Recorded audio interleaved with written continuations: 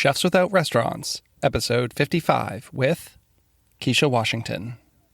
I grew up in a family that does a lot of Southern cooking, but it's kind of weird because now in my cooking, I don't actually relate to that.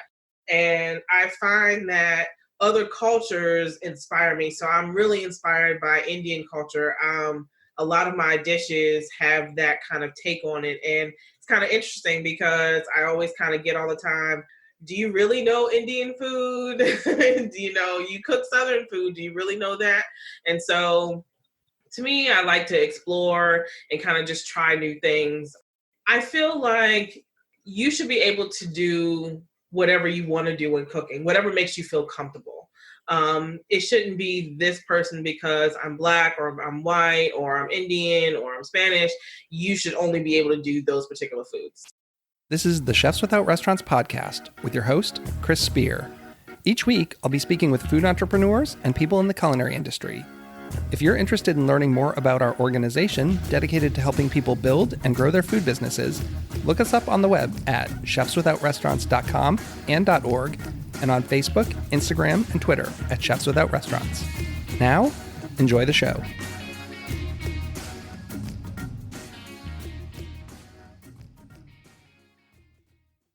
What's up, gang? So, on today's podcast, we have Chef Kisha Washington. She's the executive chef and owner of 3 culinary industry businesses. The first is The Key Ingredient, which is a private dining and chef table experience. The second is called The Kitchen Spectrum Collective, which is a platform for chefs. It's a one-stop shop for website building, branding, menu development, and more. And the third culinary business is a nonprofit organization called Cook's Creed Foundation that provides scholarships and grants for culinary individuals, as well as mental health awareness, resources, and mentorship. On the show, we discuss pricing of personal chef dinners, landing gigs out of state, cultural appropriation, fusion and cooking food you love, managing workflow when you have multiple businesses, content creation and marketing, cooking competitions, and setting up a nonprofit and a board of directors. I think we have a really great episode, and I hope you enjoy it. Thanks so much for listening. All right, welcome everyone. This is Chris with the Chefs Without Restaurants podcast. Today on the show, we have Kisha Washington. She is the executive chef and owner of 3 culinary industry businesses. The first is The Key Ingredient, which is a private dining and chef table experience that caters to high-end clients and has been in business for over 6 years now. The second business is called The Kitchen Spectrum Collective, which is a platform for chefs. It's a one-stop shop for website building, branding, menu development, and more. And her third culinary business is a nonprofit called Cook's Creed Foundation that provides scholarships and grants for culinary individuals, as well as mental health awareness, resources, and mentorship. Welcome to the show. Thanks for coming on. Hi, thank you. I appreciate it. So it sounds like you have a lot going on, ambitious with 3 culinary industry businesses. I do. It is a lot going on. I actually started the last 2 businesses during COVID. So yeah, it's super exciting. I think a lot of people are doing that, finding a way to kind of adapt what was working and what isn't. And if you're home and have the time to build businesses, seems like a perfect time for that. Yes, it is. So how did you get in the culinary industry? I mean, it sounds like you have extensive experience. How did that start? So I kind of got into the industry by happenstance, actually. I was actually in the medical field for over 10 years.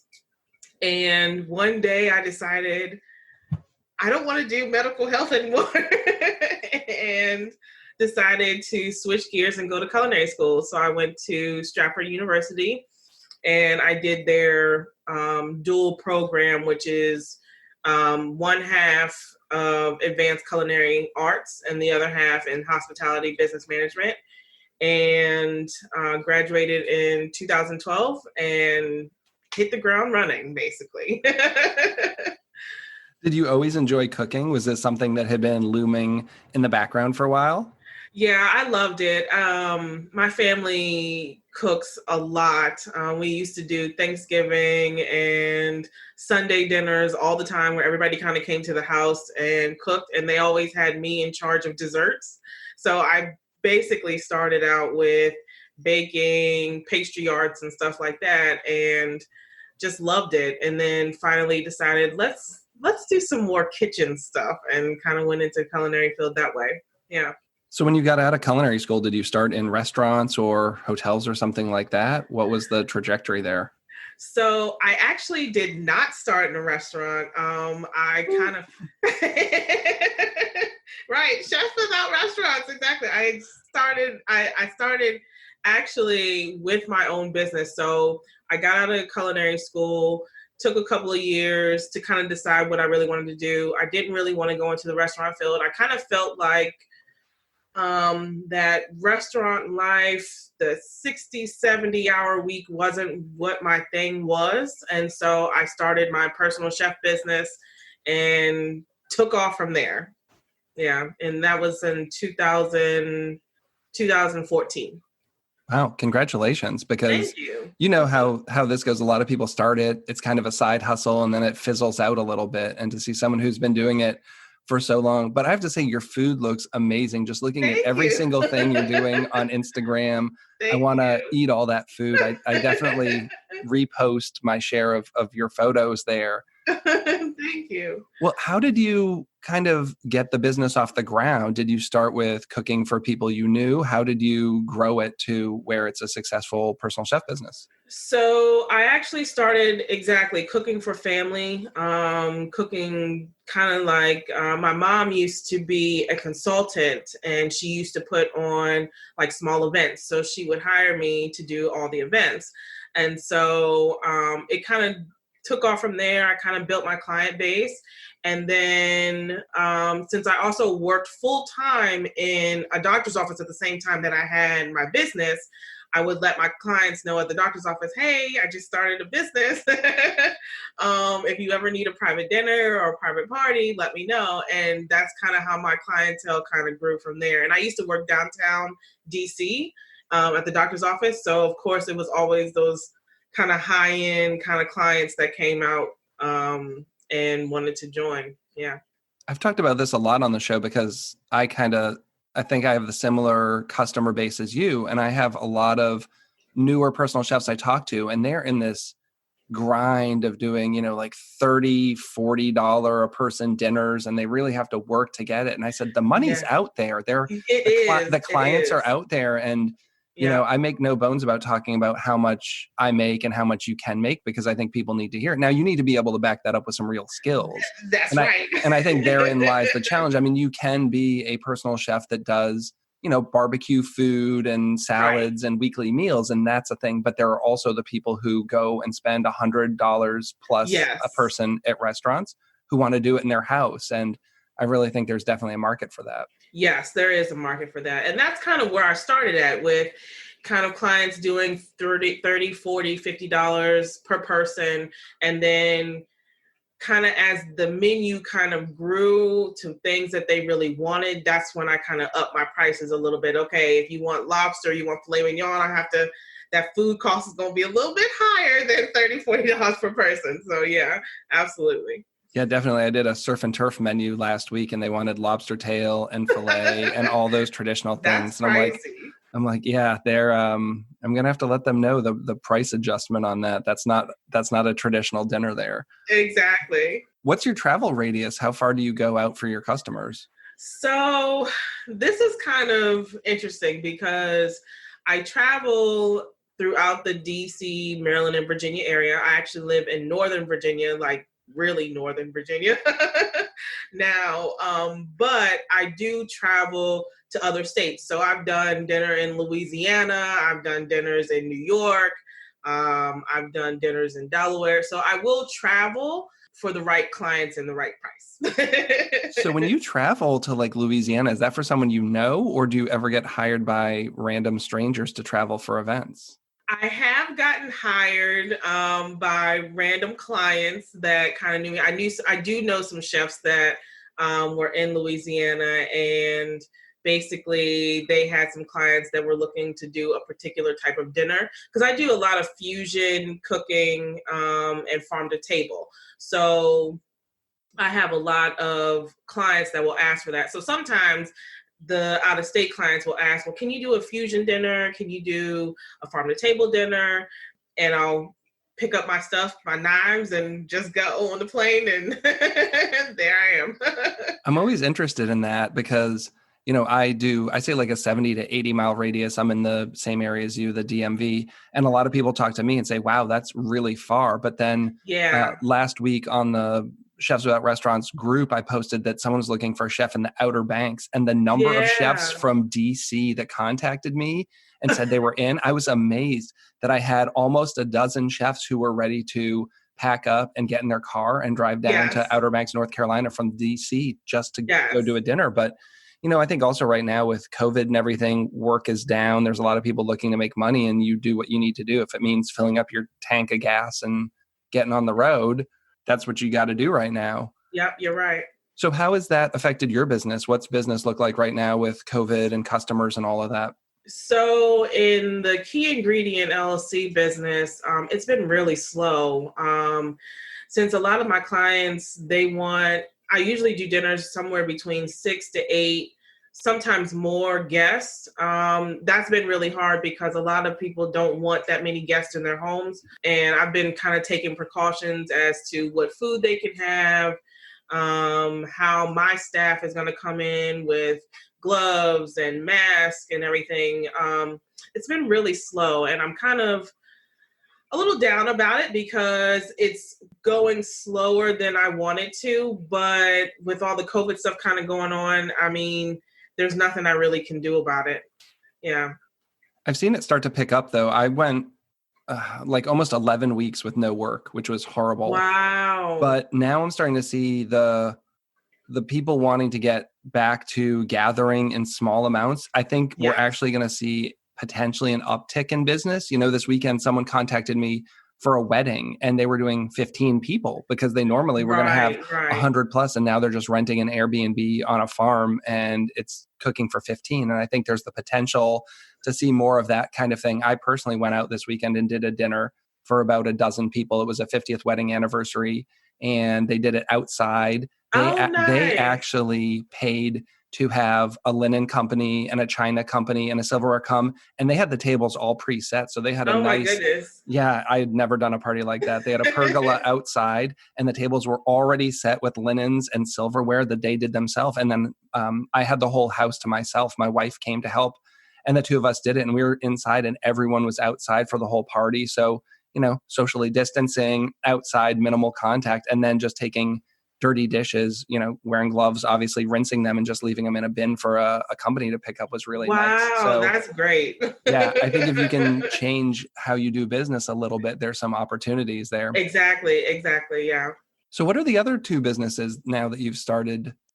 So the other two businesses I started during COVID, which I know is a big risk, but I wanted to jump out there and try something new. So the second business, which is called the Kitchen Spectrum Collective, was something that me and my fiance had been working on for a long time. We kind of wanted to do a platform that had a one-stop shop so that chefs can come to the website to get their website building, their branding, their menu development, competition information, just a number of different things to help them reach their goals, grow their business, and just do a couple of different things. And so that one kind of started off when did I start that one? I started that one in February. And it's been growing slowly. We have a couple of groups on Facebook. We have the website. We have a subscription chef box that has all types of little goodies in there. So that one's been really growing fairly well. I will say that, fairly well. Is it just the two of you running that? So actually, and I'm probably going to get into this a little bit later. So actually, I'm the only one running it because my fiance actually passed away in January.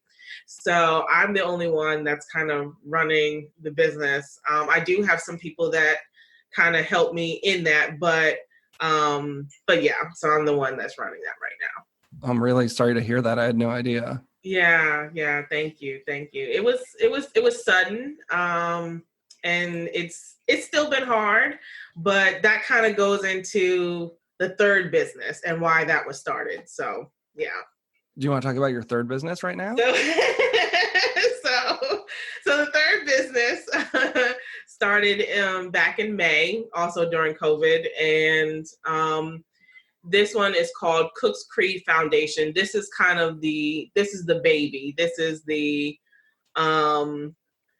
highlight of business, I feel like. So the business was started because of my fiance that passed away in January, and he wanted to help the underdog chef, the one that didn't get the recognition, the one that had mad skills, could definitely do their thing in the kitchen, but just maybe not get enough recognition, maybe not get seen enough, maybe not get the attention that other chefs were getting. And so this business was formed out of that, so we could help high school students, culinary individuals, people going into the culinary programs to get scholarships and grants and funding, to also help with mental health awareness and mentorship. So to me, I feel like that particular business that's the baby of the business. That's the good one, the great one. I understand, because it sounds almost exactly as to Chefs Without Restaurants and why I've started that, and kind of a hybrid of your two businesses. The same for me. I make my money from Perfect Little Bites, and I continue to promote that, but I really love the sense of community and helping people. And this was just an offshoot because I found it was so hard to start my own business. I didn't really know the roadmap. And as I started to find success, other people were looking to me to kind of give them tips and tricks, be a mentor. Yes. I'm like, well, let's start a community. I mean, I can't devote all my time to doing it alone, but if we have enough people on a platform, we can kind of crowdsource that info and share it out there. But I just found that in the food service industry, there was a lack of mentorship. Very few people wanted to help you out. And I started to see this really interesting group of people who were doing really cool things, no attention. None of us are on the San Pellegrino 100 best, 50 best chefs. Nobody's writing about us in Eater. I mean, a few people have broken out of the personal chef scene or the catering scene, but very few.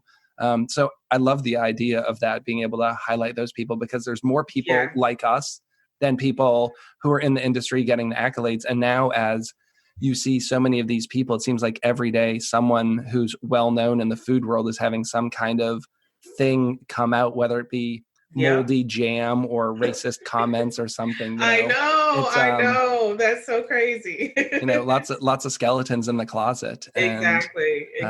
So maybe we shouldn't be putting all those people up on the pedestals in the first place. And I guess that's a whole bigger conversation that other people. Right. That's a whole nother conversation. Exactly. Yeah. So that's a big workflow too, because I know as someone who has websites, social media, I'm trying to post on every platform and do all this. Why don't you just go ahead and start a podcast too? Because, I was, and I've been thinking about it. I've been thinking about doing a Cook's Creed Foundation podcast, and I'm so nervous about it because I'm not sure where to start. Like, I have all the materials. I have my computer. I have my microphone, so I have all the materials. I haven't had that push yet to be like, just do it. If you ever get bored and decide you want to take it on, let me know. I've just another thing that I've taught myself how to do. What's your inspiration for food and cooking? What things really get you excited in the food world?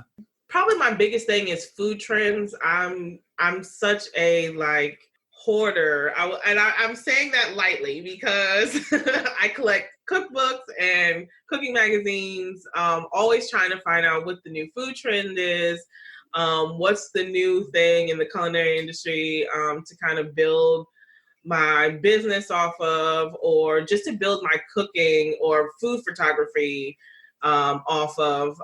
So I'm always looking into that. Another thing that inspires me is just seeing other people doing what they're doing, especially with you with the podcast, with just Call Me Chef with her business that's going on. It's just been so many great things that I've seen from chefs that they're putting out new content, new information. And to me, I feel like that's inspiring that, I can also do it too as well. So yeah, absolutely. It can be a little bit of overload at some point where you're taking in way too much stuff and trying to focus. I have a little bit of ADD running through me, and I find that I have to just kind of make a list of like the top things that I want to do or read or work on. Otherwise, I'm all over the place. And right now with recipes, there's also a lot of scrutiny about cooking your culture or taking from other cultures Yes. and appropriation. And that's such a hot topic. I mean, myself, I've often said I'm a white guy. I grew up in New England. My ethnic heritage is mostly English, but I have no ties to any of that. I have no desire to be making, New England food or British food or any of that. And where do I find my place in the culinary world? And how much should I be making Mexican food or Filipino food or whatever, and then profiting off it? I mean, at least I haven't, been one of these people who's like gone to Mexico and stolen recipes from, some woman who's got a shop down there. Right now, it seems to be a lot of people asking about where you learned what you learned and whether or not you should be cooking those foods. Do you have thoughts on that yourself?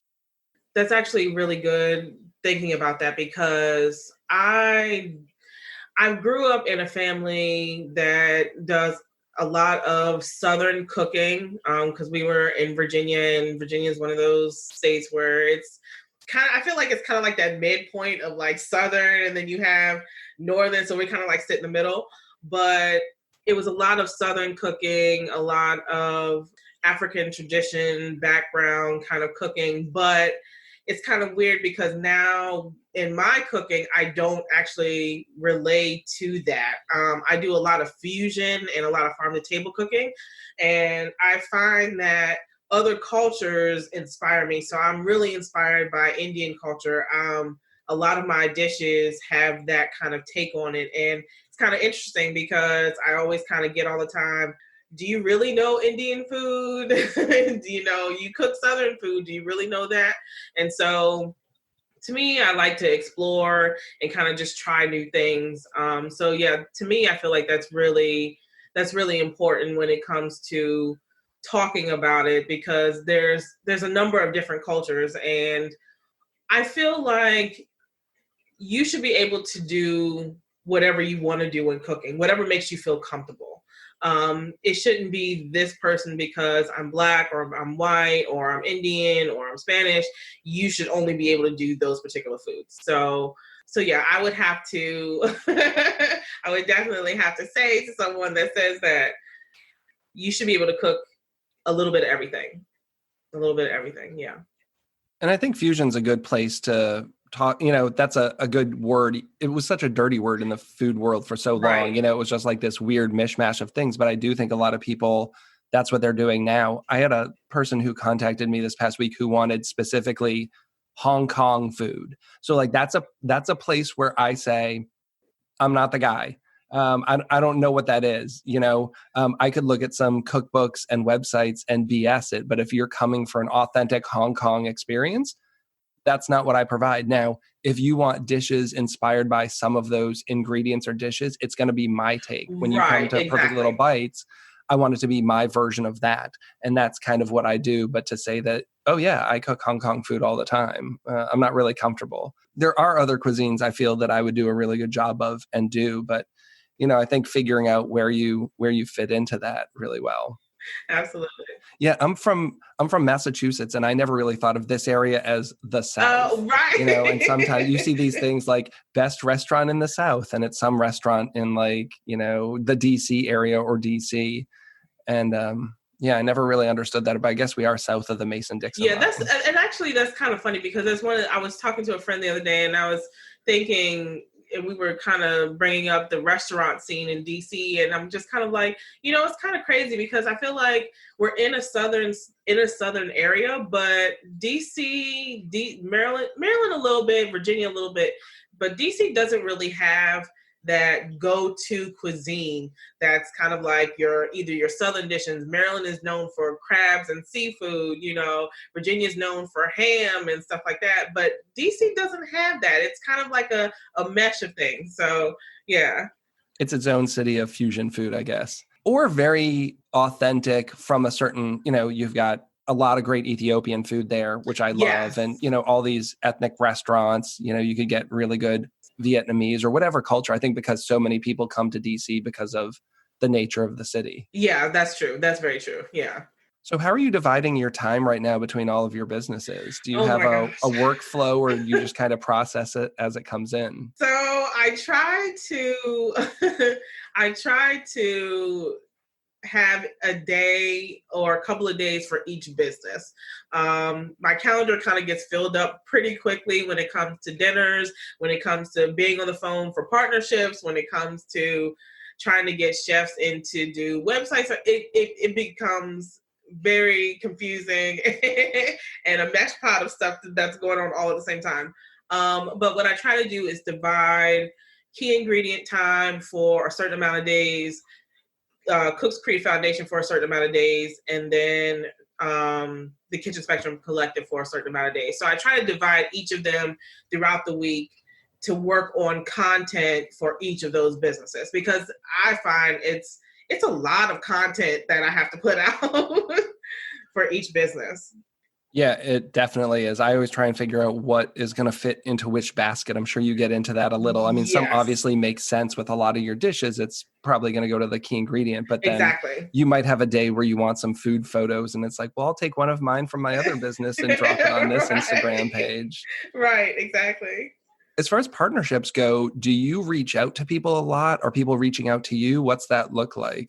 So for the partnerships for the Cooks Creek Foundation, I've been reaching out to a lot of companies. I've gotten a lot of partners with mental health resources. That probably is a huge thing, and nobody really talks about it in the culinary field, but that's been a really huge section of the Cooks Creek Foundation, is getting those mental health resources. But a lot of times I reach out, and I do have some people that will reach out to me, and I usually, before saying yes to a partnership, I have to put it over with my board, make sure that we're all on the same page. So yeah, I've been getting both traffic either way. Yeah. Yeah, because a lot of people have asked me about how you do that. And, I think you have to definitely reach out. If you're just putting out content is a good place to start, but it's not, I think, gonna net the results that you're hoping for. Unfortunately, you have to send an email or even a DM to someone and just it's tough, but put it out there, right? Right, exactly. And you're either going to get a yes or no. And to me, I feel like you don't know what that's going to be until you reach out. So Do you do all your photography? I do. I do all my photography, yes, myself. And it's kind of interesting because at first, when I was starting to do it, I was taking the pictures from my phone, and I was just like, okay, well, let me see what I can do with my pictures. But then I kind of upgraded, got me a camera, got me some lenses, and just it kind of took off from there. So I do all my photography myself. I Yeah. feel like that's a standout thing looking at the people who do what we do, that your food really does look like some of the best. I'm, because Thank you. I like to share food photos on social media, but I want something that looks good. And, I understand I post a lot of photos that don't always look Instagram worthy a lot of times, but as I'm going through looking at all the stuff people are doing, your food really stands out and pops. And hopefully that helps from a customer standpoint too. When people are looking for chefs in the food, I do think it makes a difference to make some food that looks delicious. Yeah, because it's kind of crazy because I think just recently my Instagram has kind of picked up with clients reaching out to me and saying, oh, I found your pictures through Instagram. Can I send you an email? We might want to do an event. And so it's kind of always interesting to me that that people find me on Instagram. So what are you doing for marketing? Marketing is kind of tough, I would say, because I'm always trying to find the right content to put out. I'm always trying to either market either word of mouth, with clients that I've had before, and just putting out food pictures, putting out stuff on my business page for the key ingredient. Just always trying to find something new to do. The marketing, I would say, is kind of tough because I'm the one that's doing it by myself. But I'm always trying to post new content, new pictures, sales that may be going on, stuff that I may be raffling off that's going on. So I'm always trying to find something new when it comes to the marketing part. Do you find that there's a point that you would potentially hire someone to help with that, or do you just keep grinding? Yes, absolutely. I kind of feel like I need that assistant that will help me with all three of the businesses. But even I guess during this particular time, it's a little bit hard because everybody's trying to get back to work. Everybody's trying to get some new business things going on. So it's kind of hard to find that person that's going to be strictly for putting out information, putting out content marketing materials and all that. So, but yes, I definitely would love to have an assistant. Wouldn't we all? I think it comes down to, trying to make the most of your money. When you look at the costs of things like that, it's like, well, I can just grind and sleep 2 hours less and plan my marketing for tomorrow, right? Right, exactly. And you mentioned that you have a board. So you have a board for the Cook's Creed Foundation? I do. So I have a kind of an executive board that has vice president, secretary, treasurer, and then I have 2 directors. That board helps me with everything from raffles to fundraising to implementing programs. We actually just started a committee team as well, which has 5 members now. So our team is growing fairly large. I'm trying to add some more committee members to kind of help with social media presence, implementing programs and stuff like that, because it's a lot that the directors are doing, but we definitely need the help when it comes to social media presence, reaching out to partners and keeping those partners and stuff like that. So yeah. Did you know anything about setting up an organization? Because that seems like such a different world than having your own personal chef business, as I know a couple people who are in the process of looking at starting nonprofits, and that seems like a very much more complicated thing. It is complicated. I, at first, did not know very much about a nonprofit organization, what it entails, what are the details of it. I did not know.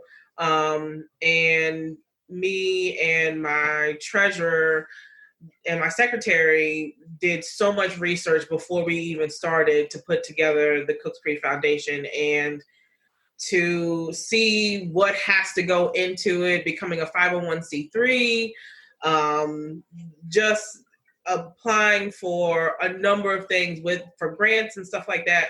It's a lot in detail that goes into it. And so I'm really glad that I started it, but now I'm starting to learn another side of business on what a nonprofit, what an organization looks like, what just my executive board does and what my committee members do. And we want to start some chapters for each of the states that we have people in. So it's a lot of moving parts, but I feel like it's worth it.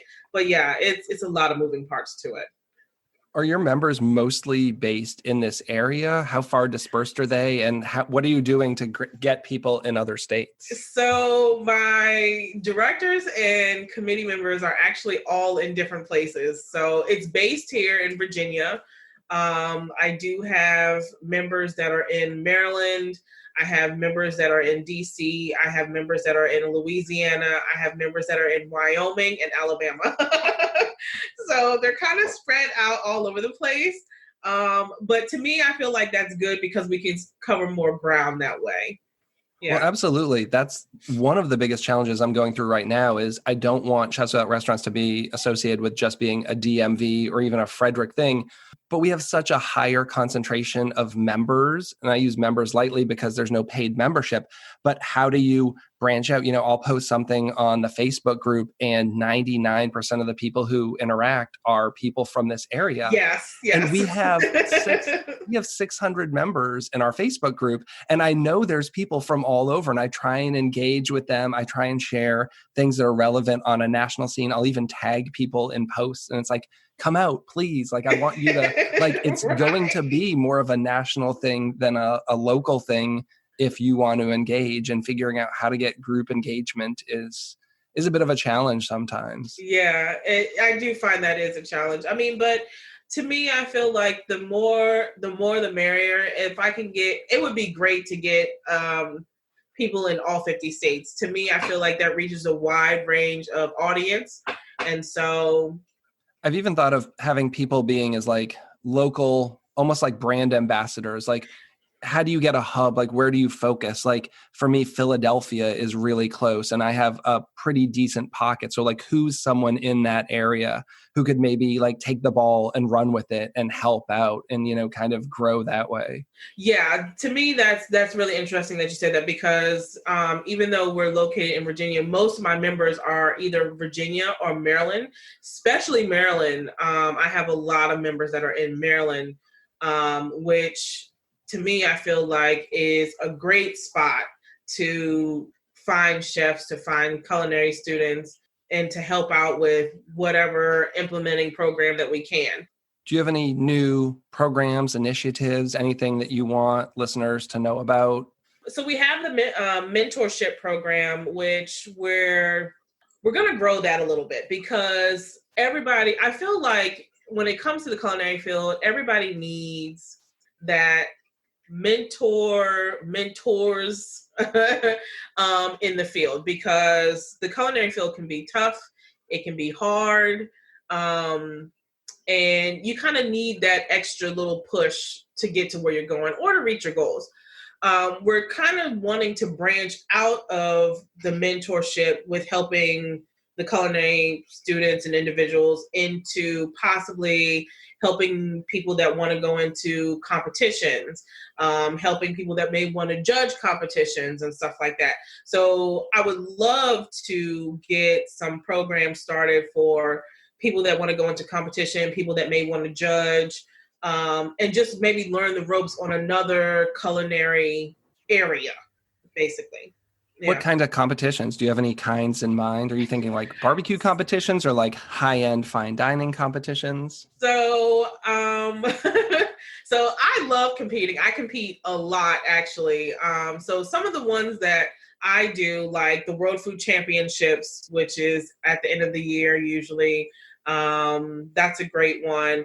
They have tons of online competitions at Contest Cooked and Cooking Contest Central. Barbecue competitions, I think, are very interesting, and I would love to get into them myself. But I think it's a wide range. So if students or individuals would love to get into that arena, I think that would be a great program to start. Yeah. I hate competitions. I mean, I love the idea of them, but I hate the Right. pressure. I've talked on other podcasts. I mean, I did the Mason-Dixon Master Chef tournament in Baltimore with other chefs. I was like the sous chef. They had restaurants, but I've had a number of guests on now. I mean, 2 episodes ago, Rich Rosendale. I mean, the guy was literally the chef that led the United States culinary team at the Bocuse d'Or in France. Like, I can't think of a bigger thing to do, but Philip Dell, who was on a couple like last month, he does barbecue and has been very successful doing competition barbecue. But yeah, I like the idea of it. I'm open to doing like online, cook at my own pace at home, submit a recipe and photo. But the whole judges and cooking in front of people has never been my thing at all. I absolutely love it. I've been competing in competitions for the last 6 years and absolutely love it. The biggest competition that I've done is the World Food Championships. I've done that for the past six, 7 years now, and placed top 10 5 out of those years. So, I mean, I love it. It's a huge adrenaline rush, but I will say it's time consuming, and if you're not ready for the clock is unforgiving. I had no idea about that with you. I didn't know I had a competitor on my hands here. Yeah, super excited about it. Yeah, I'll be actually going back in November to compete again next year. Wow. So where's the World Cooking Championship held? So the World Food Championship is held in Dallas, Texas, and it's usually in November. Last year it was in October, but they moved it up a month, and I'll be going there competing in the recipe category again. I did that last year and placed top 10 and finished third in my category. I was 1 point, 1 point away from first place. So I'm planning to go back and win that title this year. That's what I'm planning to do. Well, I look forward to following your journey with that. That's exciting. Yeah, it's fun. It's fun. But like I said, the clock is very unforgiving. It really is. Yeah. So do you work on new recipes for that? Absolutely. I work on recipes usually over the summer. So right now I'm working on recipes for that competition because recipes have to be turned in usually a month and a half before the competition. And the competition actually is a two-part contest. So in the first round, you have to do 2 dishes. And then if you make the top 10, you have to do a third dish. So it's a lot of cooking. It's a lot of brainstorming. It's a lot of working with the team. And my team is absolutely amazing. They do such a great job when it comes to going to competition, but it's a lot of work and it's fun. I'll say that it's fun, but it's a lot of work. Do you have your sights set on Food Network shows or Top Chef or something like that? So I have done Food Network back in 2016. I did a show on there called Fakers versus Bakers. And I will say it was interesting. I was not expecting what it was going to be when I got there. But it was fun. I don't know. I really don't know if TV is really my thing yet. I would love to do Top Chef. I think that's a great show. But yeah, Food Network's that's a whole nother monster, I feel like. But it was fun when I did it the first time. I'll tag Top Chef in the show notes and give them a little nudge. We always like to do a speed round at the end, but do you have anything you want to get into before we hop into the speed round? No, let's hop right into it. Hop right into it. And the speed round isn't always as speedy. Some people are really good. Sometimes it evolves into a story. That's fine. Okay. Do you have a favorite tool in the kitchen? My chef's knife. That's a solid one. My chef's knife. Yeah. How about a favorite food to eat? That's a hard one because I love food. But I will say my go-to all the time is salmon. Oh, okay. That's my go-to. Any particular ways or recipes you like to work with salmon? So my favorite way is to do a seared to roasted salmon. So I saute and sear the salmon on the stove. And then I pop it in the oven and roast it the rest of the way. I usually do that with some type of sauce or glaze over the top. It's amazing. And I feel like it's kind of funny because my mom will always say, you get salmon right all the time. And to me, I do salmon so much I can do it in my sleep. So I get it right all the time.